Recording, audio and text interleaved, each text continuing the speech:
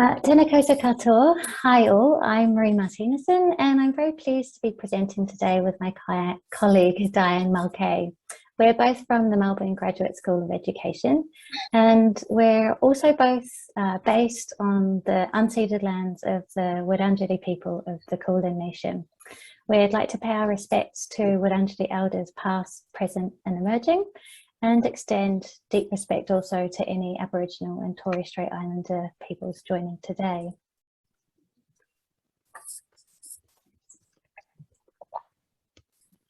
The topic of our presentation is set within very live debates about what university education is for in Australia.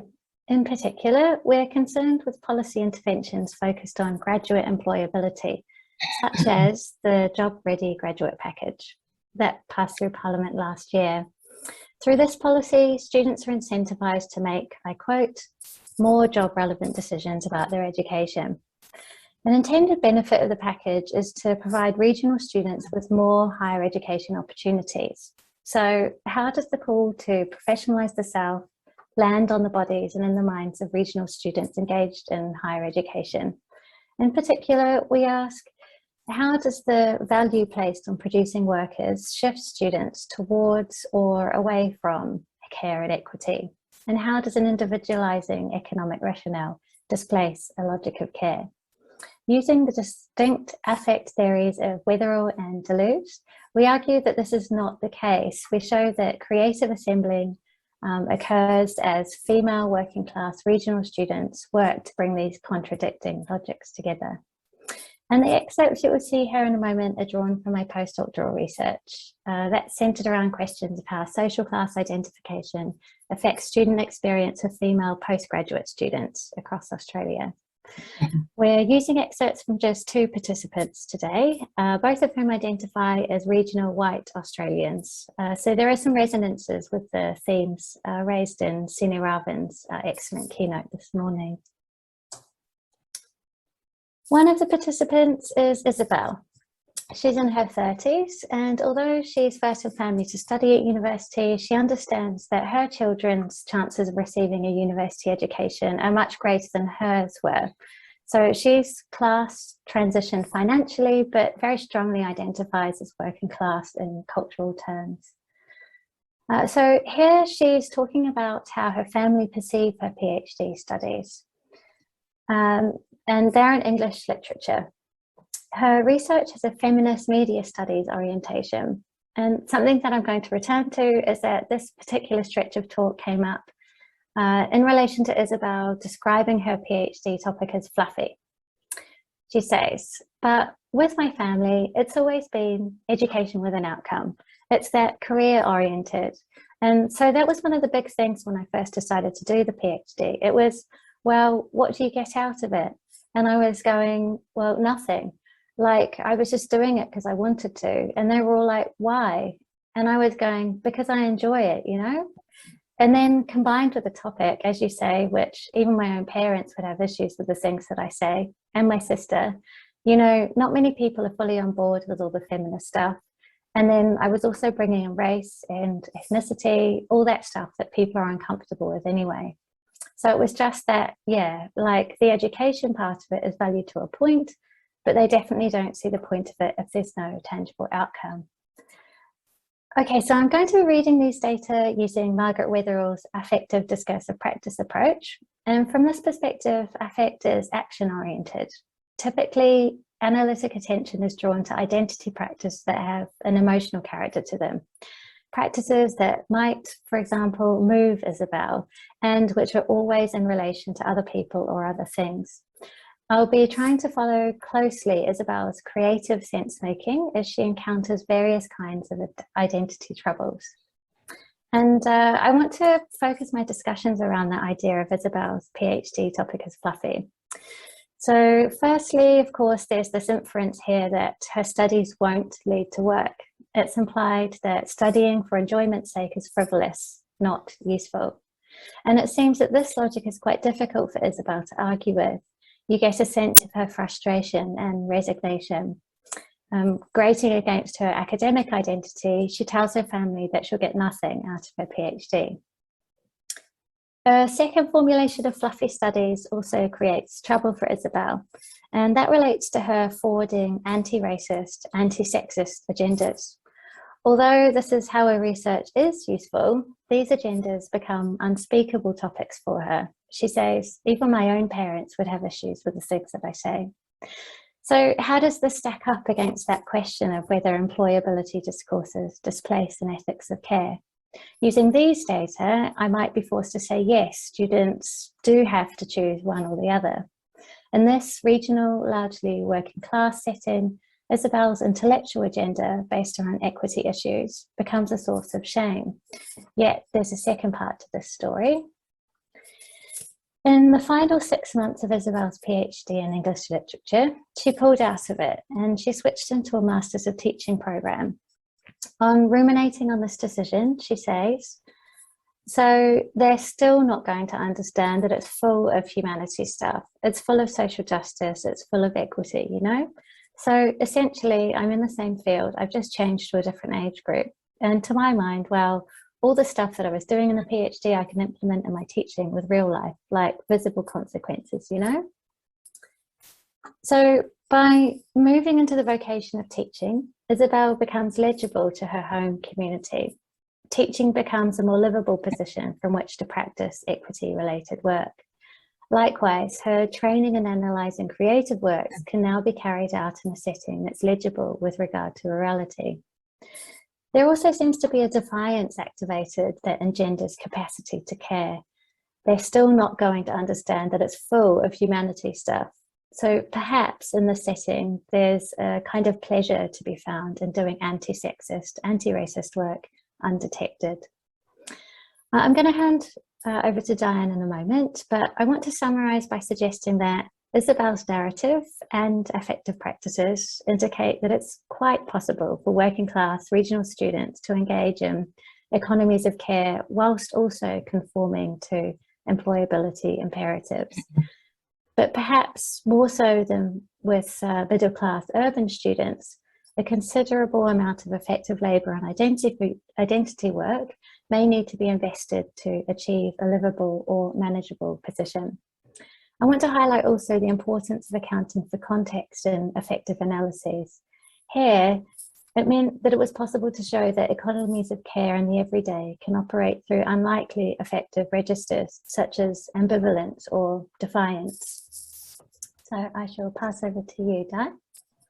Thank you, Maree. Can you hear me all good? Yeah. Good. So further to Isabel, in this data extract, we meet Hannah, who is a medical student in her late 20s and first in family to attend university.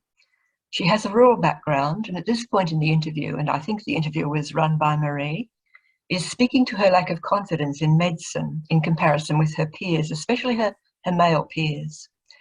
Hannah says, and I'll read the text in bold only, yeah, I might not be very confident, but at least I'm not ignorant like that. I think it's more dangerous to be that way. I think if you learn to deal with doubt appropriately, you're not impacting patients. I think you're a better doctor because you have more humility and you can doubt yourself and you can listen to peers and you can understand, you know. But I think if I was like they are, I'd be worried. Well, I wouldn't even know I'm like that because they don't seem to have any kind of insight into their own ways that they're acting. So switching the frame and taking a Deleuzian and Spinozist concepts into account, I'll make a feminist materialist reading of the data. And in this reading, the focus falls on bodily affects and affective capacities, what affects do. So affects such as doubt and empathy are discernible in the data, and they do things, they bring things into effect. I'll work these data at two levels, individual and institutional. So first, the individual level. I'll follow Hannah, as it were, and in following her, we see her disconnecting from her male peers and connecting with her patients. Hannah distances herself from her peers, who she perceives as not listening to patients. So harnessing the capacity of self-doubt, Hannah, in contrast, shows humility. She listens, she strives to understand. The disconnect with her peers and the connect with her patients is mobilised through self-doubt. Counterintuitive as it seems, self-doubt is a capacitating affect. It has the potential to bring about change, to provide Hannah with a place to be in medicine, a good place, not the bad place that she deems her peers to be in. Shifting out the analysis, affect is also telling at an institutional level. The affective self-doubt is a kind of pivot, a word we use a lot, on which two affect economies turn. First, the affect economy of clinical skill, clinical gaze, and dispassionate hierarchical relations that typify medicine, the standard medical model. And second, the affect economy of responsiveness and care, where doctor-patient relations are more reciprocal, the social model of medicine. Less gender active, Hannah inclines toward the social model, so she moves toward it and away from the medical model, as Ahmed might say. Different affective values are produced in each economy. The economy of responsiveness and care increases the capacity of both doctor and patient to act. The economy of clinical skill, in contrast, increases the capacity of medical clinicians, and if these clinicians get it right, of patients too. In this economy, clinicians take precedence. So altogether, the feminist materialist approach accents affective capacities. So we'll now move on fairly quickly, and I'll ask Maree to draw the threads together at a substantive level, and then I'll re-enter and perhaps some overview the two analytics of affect that we've been using. Thanks, Maree. Thank you. So just a few points here in relation to our main aim of wanting to show how graduate employability policies might land in the everyday. We have explored some of the extra work that regional working class students may have to carry out to navigate class transitions in academia and in home communities. We hope our effective approaches illustrate the need to understand the uneven impacts of job readiness policies. Although the Job Ready Graduate Package is framed as an economic lever, such policies, of course, are cultural, and the class impacts of them must be considered. Nevertheless, through following Isabel and Hannah in their assembling and figuring, we've shown how a logics of care becomes entangled with working class subjectivity, and how a logic of employability can be mobilised with care. In our examples, this has been done through understanding employability as a community resource rather than an individual one, in both education and health settings. The Job Ready Graduate Package implicitly positions regional students as in deficit, in greater need of a fixing as not employable enough. In this sense, through care and investments in working class subjectivities, our participants resist the implication that they or their communities are in deficit. To be fixed in this way, to lose one's working class sensibilities, and I borrow from Hannah here, is just a bad place to be in. So Di, I'll pass over to you to conclude for us. Excellent. I'll briefly reflect on what each of the analytics used can yield, and we might open to discussion on the tensions between these analytics as well, if people are interested. And I do thank you, by the way, for staying on. You've been very kind. So as Maree has demonstrated, the effective discursive approach is action-oriented. It affords close attention to identity work or to self-work, the work required of working-class students from rural areas to belong in middle-class institutions such as higher education. Having been one of these students myself long ago, arriving from country Victoria to the University of Melbourne at age 17, I can attest to the identity work required, work to offset imposter syndrome or feeling like a fraud, as I certainly did. The effective discursive approach affords showing practically how effective discursive resources can be harnessed to address identity troubles, such as the deficit or lack commonly ascribed to the working class higher education subject. This approach is centrally attentive to the work that people do to shape meaning and to live intelligible lives. So it lands, the approach lands really on what people do to shape meaning. So switching the frame to the feminist materialist approach, a la Deleuze and as inflected by Spinoza's philosophy, it's effective capacities that take centre stage. The starting point for analysis is very different. The focus falls on bodies, affects, spaces and places. And these more than human entities act in relation with people to produce or stymie change. Thus, in the case of Hannah, the affect of self-doubt produced a practice of care, with the potential to challenge how care is conventionally performed in medicine. So the feminist materialist approach shines light on capacities of a human and more than human kind, and affords attention to multiple points of intervention through which power is exercised. So it stretches to discourse, to affect, to materiality. And so those interventional points, I think, are very important in sociological analysis. Increasing the capacity to act of people and of processes like material affectivity can be considered this approach's signature. I'll now hand back to Maree, and perhaps the two of us can take any questions or field any comments that you might care to make. Thanks. Yes, we'd love to hear from you. Paul? Thanks, Maree and Dianne.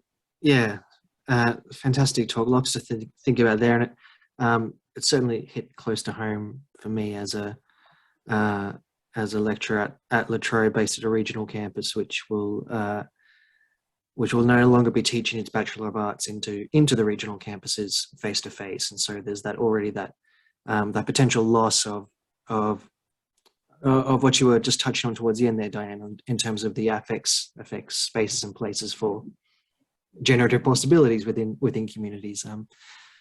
Anyway, I won't talk about that. Any comments or questions? Yes, that was my point, perhaps, Matt, about points of intervention. You're losing spaces and places, and we could make a spatial analysis of the power relations instead of perhaps an affective analysis, and perhaps get to the same end.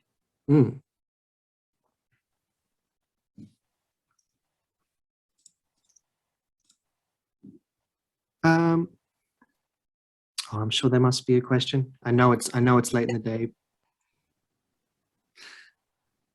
Good to just company with people. It is. It really is. I don't think I have a question here, but the case of Isabel was quite interesting in terms of Isabel's decision to switch into teaching right at the very time when the history wars are ramping up in Australia again, and there seems to be constraints that are going to be further constraints placed on the curriculum in terms of social justice issues that can be taught in secondary schools and primary schools as well, of course. And again, I don't have a question here, but there seems to be almost a preemptive capture of those spaces before potentials for social justice can even emerge. We even saw that in the Australian Senate when there was the kind of a preemptive attack on critical race theory to almost stop it from reaching our shores in a way. Yeah, and we didn't talk about that aspect of the job-ready graduate package, and probably a lot of you know this, but the fact that arts students will be paying like double what they are in other faculties or what they were before. It just means that for working class students, they have fewer options because they do tend to get a larger proportion of working class students going into the arts as opposed to engineering and science, which are the disciplines that are now going to be funded better. Yeah. And when they do arrive at university, they have to do more emotional or affective labour. Absolutely, yeah. And don't tend to have that kind of cultural capital that other students in metropolitan areas have. Yeah. And this research I mentioned, I've been carrying out with postgraduate students.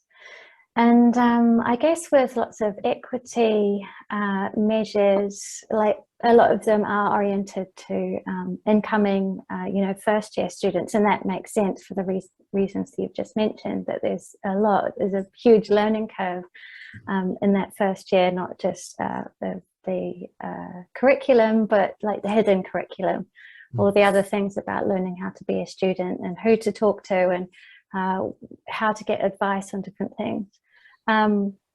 But something that I hope to be able to write about more is that need to dig into the hidden, like it doesn't go away when you're at postgraduate level or even early career researcher. There's just so many unwritten rules, and I think working class, especially those who are studying remotely, they don't, those hidden rules never become open to them. So yeah.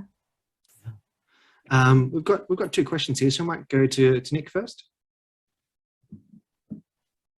Thanks, Maree and Dianne. I was just thinking about, I guess, my own experience as, a working class, kind of going from a working class background and then sort of entering into the university space and then trying to coexist kind of with this, well, trying to make a life or find work within the sort of precariousness.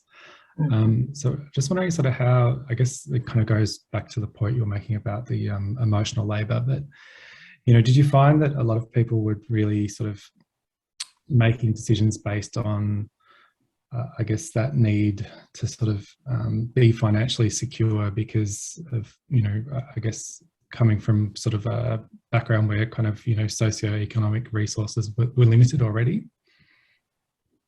I think it actually varied more than I imagined. Yeah, definitely for some people, especially those with children, those practical material concerns did definitely come into it. They maybe did want to go into other disciplines, but lean towards going into more vocational studies, for example. Di, did you want to add anything to that? No, I'm good, because you conducted the interviews, so you're right across all of the cases. Yeah. Okay, thank you. We'll go to Roger now. Yeah, thanks. Great presentation, and it really makes me reflect on my teaching at I'm going to call Wollongong a regional university, even though I know it's kind of near Sydney, but it is got much more of a regional feel than a proper Sydney uni feel, in my opinion. And yeah, like the number of students who are there going, but I just want the job at the end of the day, when you're trying to just talk about why this stuff matters. And one of the things I often talk back to them about is, like, we don't know what the required skill sets will be for the workforce in 10, 20, 30 years. One thing we do know is, agility, flexibility, critical thinking, all this sort of stuff matters. That's why arts is awesome. I find it's really difficult sometimes for that message to be taken on board, particularly if they come from a background where their parents did very particular things or did the one job their whole life, and I just wondered, did these sort of things come up in your interviews, these sort of ideas about, what the future of work will be like or not? Definitely for those who were hoping to stay in academia, there's obviously a lot of, understandably at least, a lot of pessimism. For the others, no, I wouldn't say too much, or at least maybe that wasn't part of, what I was looking for within the research. I wanted to say something else there. No, it's gone. Yeah, so somewhat. In terms of a values position, though, that vocationalisation is tremendously worrying within higher ed, Undergrads in particular, they're pretty much in it. Sometimes I hear just for the money, They just seem to be targeting big incomes. And so as a staff member, it's a difficult thing to hear and to live with. I did remember the other thing I wanted to say, which is, and you saw it in Isabel's narrative there, that, for those students who perhaps are in those families where they're first in family and a lot of the rest of their family are in other vocations, then it is kind of this ongoing battle to try and justify your position in doing history, or there's just a lot of justification that has to go on, and an ongoing sense of I guess, isolation. So potentially they're a bit isolated in university. That's tends to be a lot worse in the group of 8, and potentially a little bit isolated at home. Of course, like, we wanted to show that working class students are enabled and capable, and they do find ways around these identity troubles, but that affective labour is there. Yeah. All right, and we'll go to Eduardo for the final question of the symposium. Oh, you're muted, Eduardo. Sorry, Eduardo. Yep. Thank you for your presentation yesterday, Eduardo. I didn't get a chance to thank you on the day, and you had internet problems too. Yes, this is right. Look, Roger's kind of taken my question. It says that I was interested in this issue of why the growing emphasis on the soft stuff and creativity and critical skills doesn't seem to be cutting through. But I'll ask a slightly different question, which is, do you think the idea of lifelong learning, which again has contextual factors to do with it, I think the regions and the perimetropolitan spaces, there should be universities of the third age and all kinds of campuses popping up, because these would play very important roles within these communities. But I just wonder if you think something, our higher education system and the policy still seems to be so linear, and it's about young people and it's about getting them jobs. So I was just wondering if the idea of non-linear learning communities might be able to shift the relationship between economies of care and this kind of instrumental stuff.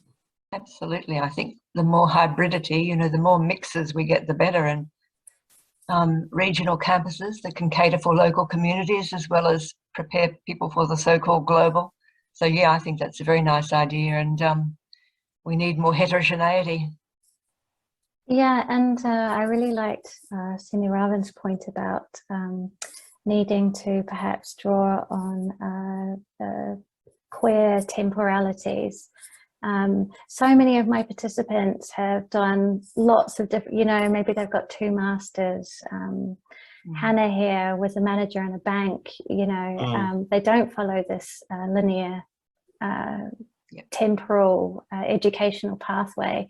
And that's really beneficial to, if we want to follow that line. Employers supposedly want well-rounded graduates, and so having that non-linearity to it, I think there's a benefit, and we need to cater more to that. Yeah. The body forms those work habits. Yeah. Awesome. So thanks again to our presenters for that last session, and I'll just